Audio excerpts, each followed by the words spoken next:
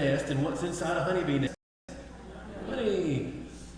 And Samson walks up to the carcass of the lion. And has to honey.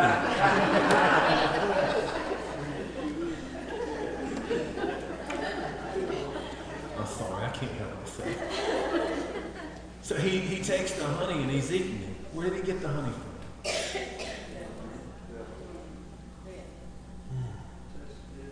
So he was already in a vineyard. He was already with the carcass. Now, it doesn't mention anything about sexual immorality, but the Bible is very clear about sexual immorality because he made things, he made sex, and he made it great, and he made it to be enjoyed in the right context. And then Samson's a train wreck as far as sex goes, okay? You can just read the story later. It's wild. So, then he meets a girl, right? And it's this girl, and there's a riddle, and the woman basically 3 different times is like, oh, you need to tell me. No. You need to tell me. No. And then she's like, you don't really love me. He's like, oh, baby, I'll tell you, it's okay.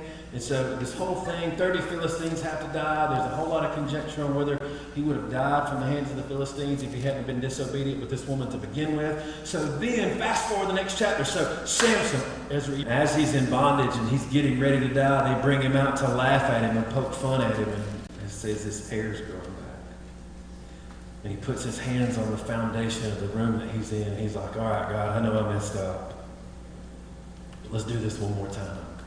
It says he pulled down the house that he was in. And more Philistines died at his hands after his disobedience and bondage than the whole time before. Now, you got to remember, this homeboy took the jawbone of a donkey and killed 1,000 people.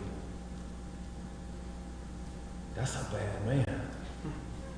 I mean, God was on him. So Samson, what was he in bondage to? Sin. The voice of temptation, right? He didn't learn from his mistakes. He never. Do you think that at some point, there's like a Hank Williams Jr. song about how this goes?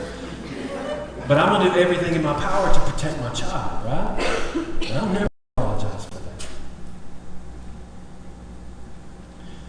So Samson is bound by something that he really didn't have to be bound by, did he, Lathan? If he hadn't have been the places that he was, maybe he would have recognized the voice of the enemy and been like, I don't need to be here. This is what the enemy, the adversary, wants for all of us. He wants to rob us of power. He wants to put us in bondage. So to become unbound, to keep from being bound by Satan, I think there's 3 things that we need to do. And the first thing we need to do is we need to recognize when the enemy comes. We need to recognize when the enemy comes. The first thing about when the enemy comes is his timing. Do you remember in Matthew 4 when Jesus was tempted in the wilderness by Satan? Do you remember how many times, how long he had been there? And the humanity of Jesus is like, ooh. And he goes, no. And what did Jesus say?